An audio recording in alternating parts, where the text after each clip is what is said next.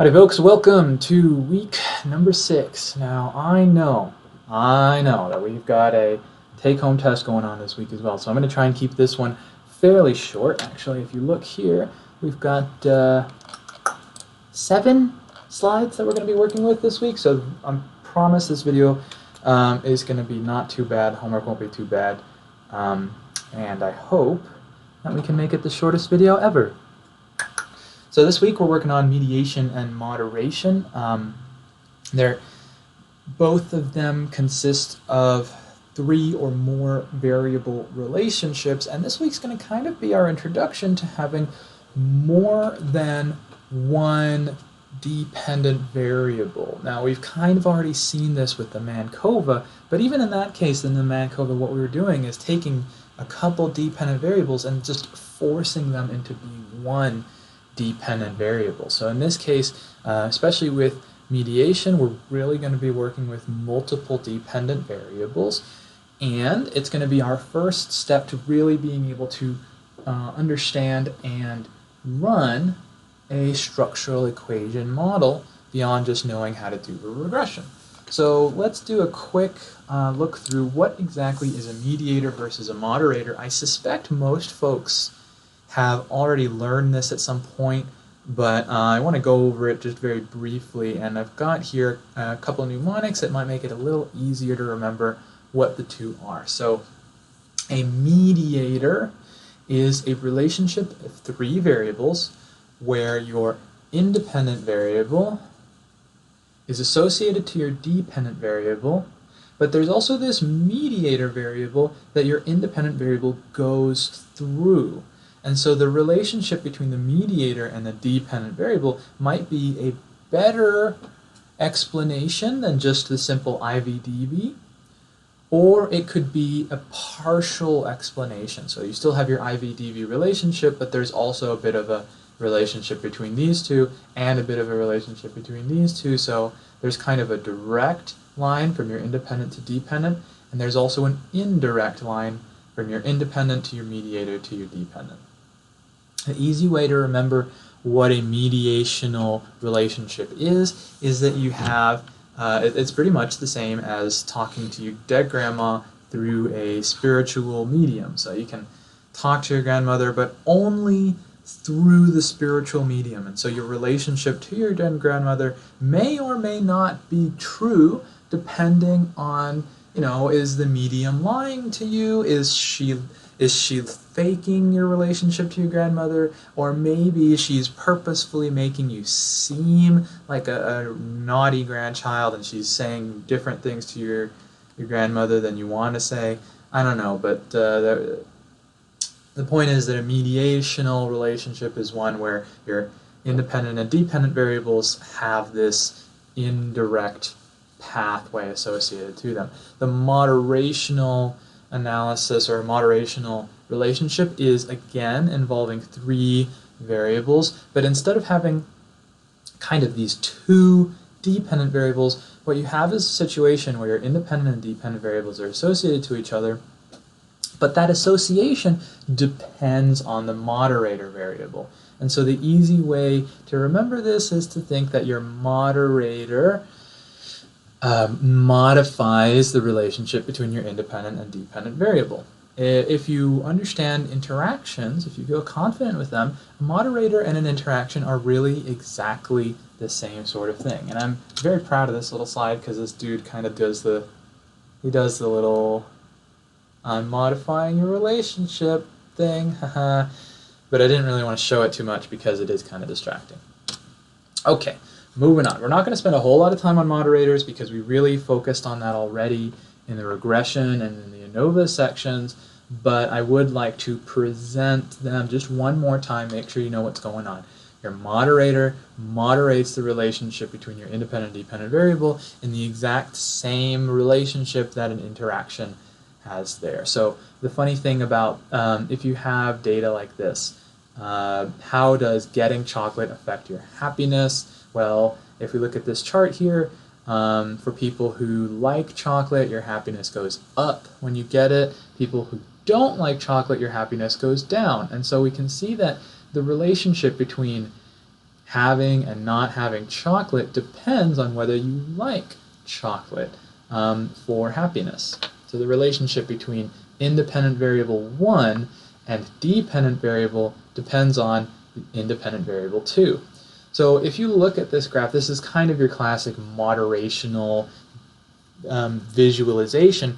And so in this case, the chocolate liking is the moderator for getting chocolate. But remember, really what goes on here, really what we're seeing is an interaction. So we're missing the interaction term. I guess that's kind of shown with this arrow that has the other arrow. But another thing to be careful about here is that chocolate getting can be the moderator for chocolate liking. This moderational relationship is kind of dichotomous. It's two-way. There's no specific this one affects that one and that's it. It's both of them affect each other's relationship to happiness. Okay, so let's try a moderational analysis. We're going to use the air quality data set from the learning statistics with R. This kind of just says what we were just talking about, so let's quickly make it happen. I'm just going to start with a new Jamovi so people know where I got this. And people always seem to ask, what do we need to do to get those data points? So make sure that you go to the modules page, keep the learning statistics with Jamovi and the R dataset modules installed. And for today, you'll also need the medmod module. Okay, so let's go get our data. This data library, make sure you've clicked on this arrow as much as you can, go into the R datasets and get the air quality dataset. Here we go. So what we're going to do is we're going to predict ozone from wind and temperature. So, all right, let's do it. We're going to predict ozone from wind and temperature, and we know that a moderation is an interaction, so we're going to pop that in here to this regression. We can add in the block just so that we can see what it did. Rightio, so the wind and temperature relationship here has an R-square of 0.569. Adding in the interaction improved that by 0.057. That's a significant improvement. And really, I mean, here we have a moderational analysis.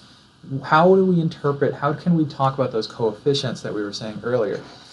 We've seen the moderational analysis in ANOVAs with categorical variables, so how does this work when you have continuous variables? It's not really that complicated.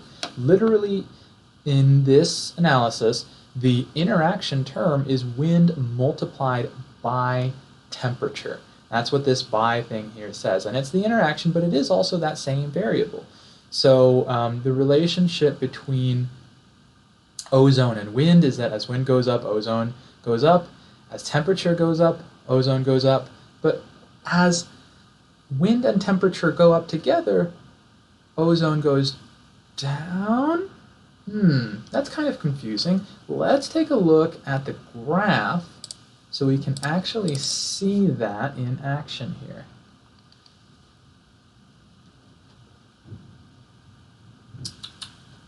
So let's start with this. As wind and temperature increase, ozone decreases. We can see that kind of as all the lines go to the right, or as we go from blue to orange, from blue to gray to yellow-orange, things go down. Now, as wind increases, so does ozone. Is that true? Well, pretty much all of ozone is going down as wind is increasing. But if we ignore temperature, it still seems to be going down. Why would this be happening? Why does this positive thing look like a negative one? Well, what is actually happening is that when you multiply wind and temperature, you get a pretty big number. So if we do that, let's put this right here. We're going to add a variable, insert computed variable, and we're going to call it wind by temperature. And it's just going to be wind times temperature. When you do this multiplication, you get these really, really big numbers. And so this negative coefficient is huge. It has a very, very large effect on the formula and its results. If we add in those standardized estimates, you'll see that it's, well, it doesn't look that big, but still, let me show you that by thinking about this. If we multiply even just 495 by this 0.224, it's going to have a much, much greater effect than any one of these, which are always in the 1 or 2 digit points.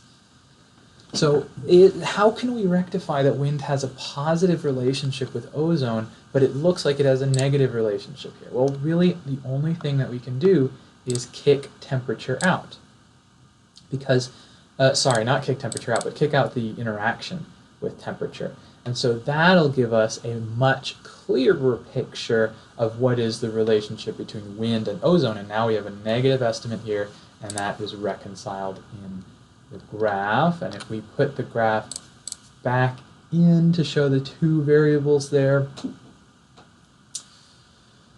we'll see the same lines that we had before. But notice something different is going on here. As wind goes up, ozone is going down, but the lines are now straight. The lines are now straight, and what that's saying is that the slope for wind and the slope for temperature is consistent. And when we add the interaction term in there, then we get to have different slopes based on the multiple variables. So this is where you can reconcile, if you know what an interaction looks like in a graph. An interaction looks like non-parallel lines, and there you go. The non-parallelness of the lines comes from that interaction term, and that's why it appears as though higher wind increases ozone. Really what's going on is that the big effect here is something that pretty much just serves to make this thing a little bit less powerful. Same thing with temperature. That's a complicated thing to talk about, and really the best way to graph this would be with a three-dimensional graph, but even if you looked at that, it would be overly confusing and a pain in the butt. So regardless of how well we've graphed this stuff so far, easiest thing to think about is that the relationship, a moderational relationship, is an interaction, and that you can kind of see that with your graph, in this case, two continuous variables with an x and a plus or minus 1 standard deviation axis to them. The way to report this is going to be literally just to report it the same way you would in an interaction. So let's move on to the mediational analysis. The simplest form of a mediational analysis is pretty much the simplest form of a multiple dependent variable relationship. Here's another way of showing that speaking to your dead grandmother thing that's going on. X is related to Y, X is also related to M, and M in turn is related to Y. The important thing here is that we kind of have three regressions. Here's one regression, here's two regression, and here's 3 regression. In total actuality, we only have 2 regressions. 1, both of them together, and 2. But the reason you often think about this as 3 regressions is because we want to see what is x and y by itself, 1 regression. What is x and m for y, 2 regression,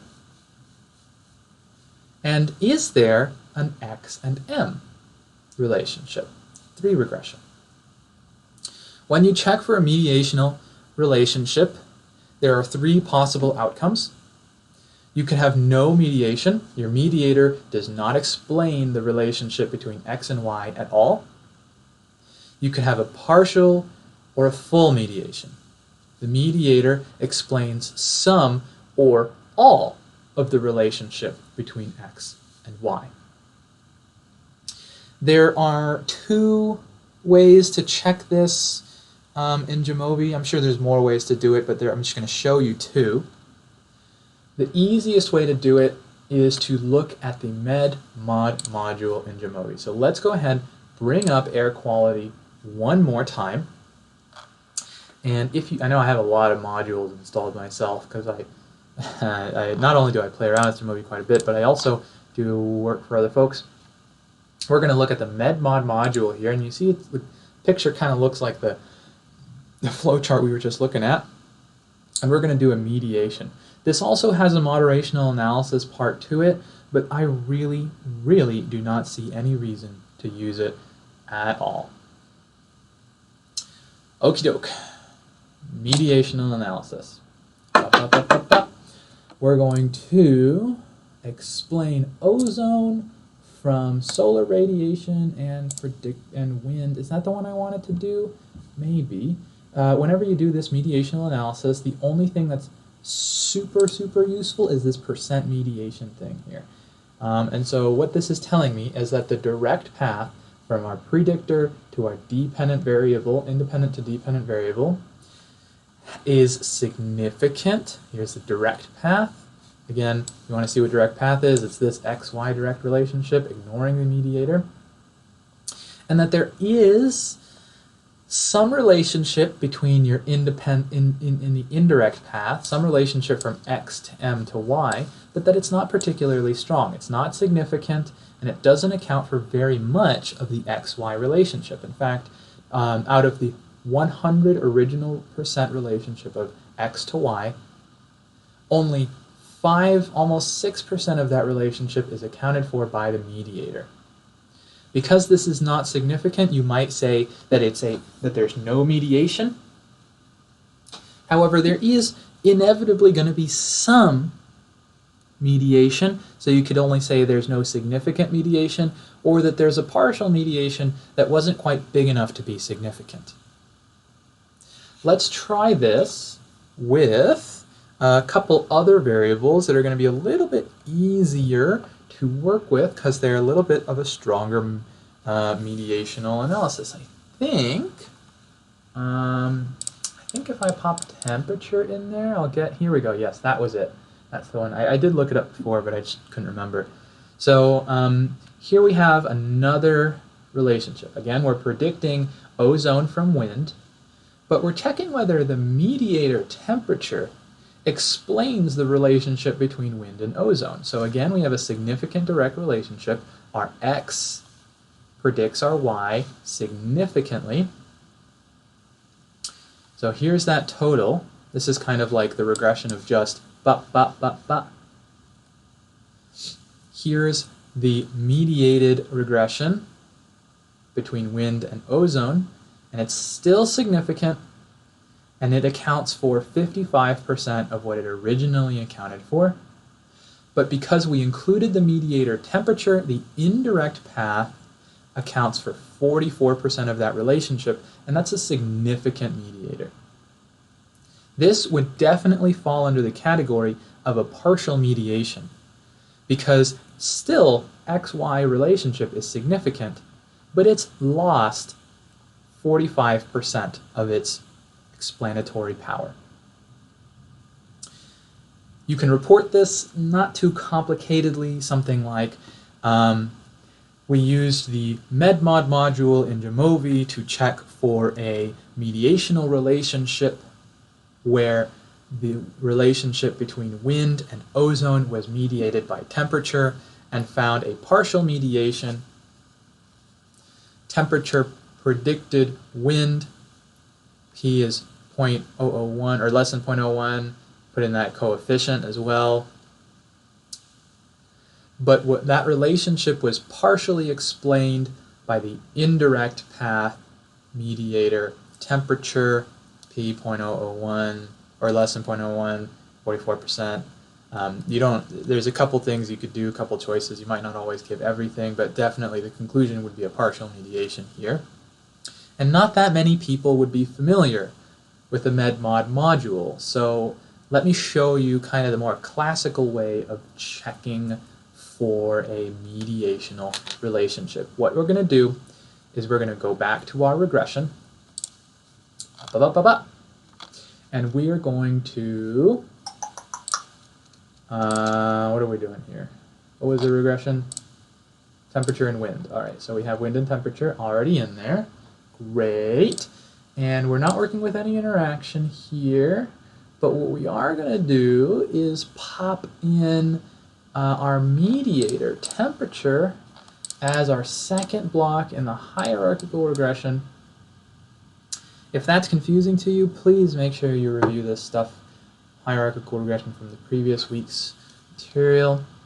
So let's look at Model 1. Model 1, we have our just direct wind to ozone relationship. It's a relationship coefficient of minus 5.551. It's got an R square of 0.362. It's not bad. Standardized estimate is minus 0.602. We can actually see this down here, minus 5.551. We can, doesn't look like we can ask for the standardized ones. I thought that we could, oh, no, yeah, we can't, sorry. But there you go, you see that connection there. So there's that 100% of the original total relationship between X and Y. Next, we're going to check Model 2, where we've added in the indirect relationship wind, mediator wind. And here we've got coefficients of -3 and 1, and down here we have, not exactly the same coefficients, but I can show you where these percentages come from. So let's do this. I'm going to go back to Model 1, put this here so we can see both of these things. Here we go. Put this there. So let's make a graph here. So here's our estimate for wind. The total estimate originally was minus 5.551. So I'm just going to write that down here. Total was minus 5.551, and we'll do the standardized estimate as well. Maybe that will make things a little bit easier to kind of understand. Beta was minus 0.602. Next up, we have the Model 2 version where we included that potential mediator wind. And so now temperature has a 1.840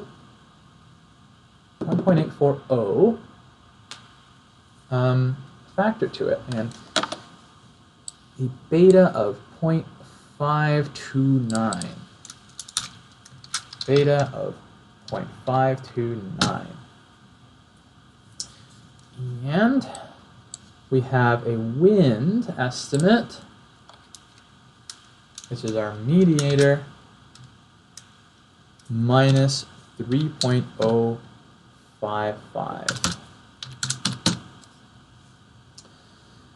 And its standardized estimate here is minus 0.331.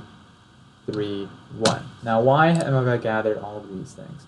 Number one, we can see that the effect of the effect of wind has gone down. When we use the standardized estimates, it's only gone down by 0.08. And it's changed. Whoops, I flipped. What am I even doing? Yes, I flipped these betas. Sorry about that. Let me fix it. Okay, so to review again, yes, coefficient has gone down and the standardized coefficient has gone down, but it's still in the same direction. In this case, the mediator here, coefficient, is not as big as the original one, maybe because these two together do something. and also not quite as big as the original beta. But I promised I was going to show you where these percentages come from. How come the indirect path is 45% of the direct path? Well, here's where you can do this. Take the beta for our original direct path of wind, right? Wind, and divide it by the original beta. So 0.331 divided by 0.602, you get 0.5498, which is about this 55% thing there. It's not exactly the same number, but we have kind of rounded things a little bit. So this new beta, when you account for the mediator, wind is 55% as strongly related to ozone as it was when wind was by itself. And that's where this 55% comes from. If we write this out here, we add things into this graph, we now have some of these things. Let me find, there we go, text. You would write in here, you have a beta for mediator to dependent variable, you got a beta there of 0.529, and we have a beta here of minus 0.331, and so we know that that this explains some of that. But the mediational relationship is a little bit more complex than this. The mediational relationship is also, does the wind explain temperature? Does your x explain your mediator? And we can do that with this last regression. Does wind explain temperature?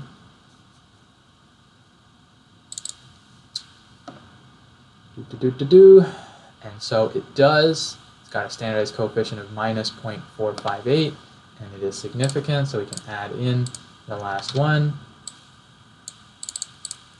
minus 0.458. And so as wind goes up, temperature goes down. As temperature goes down, this is going to go up. Sorry, as temperature goes down, this is going to go down. And so why is 0.331 weaker than it was before? Because there's also a negative relationship there. And so part of this relationship, the other 45%, is now explained by the negative thing that happens here. Yes, these two are positively related, but as wind goes up, temperature goes down, and so as temperature goes down, ozone's going to go down, and there's the other part of that negative 331 that added together becomes a negative 0.602. Okay, so how are we going to report this? Last thing for today. It's really not too complicated. You could say that a mediational relationship was found using a series of 3 regressions when predicting from independent variable wind to dependent variable ozone. The mediator temperature accounted for, partially mediated that relationship. How much was that? You could give the betas here so people can look at the relationship themselves. You can give the percentage that we just calculated. You could give these percentages. They're almost exactly the same thing. And to conclude, before we hit this 30-minute mark, this is really a form of a path estimate. What the mediational medmod module is doing a path estimate, whereas the regression analysis is doing a simpler path estimate. It's not necessarily doing the same thing because it doesn't inherently take into account all 3 regressions at the same time. It kind of has to do each one in turn by turn. But you can kind of see how a regression and a path estimate are similar. And if you remember back from learning what a structural equation model is, it's pretty much a path estimate and a confirmatory or an explanatory. Sorry, yeah, it's a sort of it basically is a path estimate and a confirmatory factor analysis. And so we're doing confirmatory factor analysis next week, which means that you have half of the theoretical explanation for what an SEM is. And with that, I'll leave you there. I know it's been 30 minutes. I wanted to keep this short, but I tend to talk a whole lot. Sorry. This flow chart here included in the presentation does an excellent job of walking you through the series of regressions that you have to do in order to check for remediational analysis. I'm going to encourage you guys to be familiar with both the medmod version and the regression version, because you can use that regression version to get much, much more complicated mediational relationships, situations where you have both a mediation and a moderation, situations where you have multiple mediators, situations where you have a series of moderational relationships. We're going to see all that in class next week, and I hope that doesn't give you a whole lot of anxiety. We're over time now, so let's wrap it up. Hope you have a great weekend after you finish this homework, and best of luck on your take-home test. Ciao, y'all.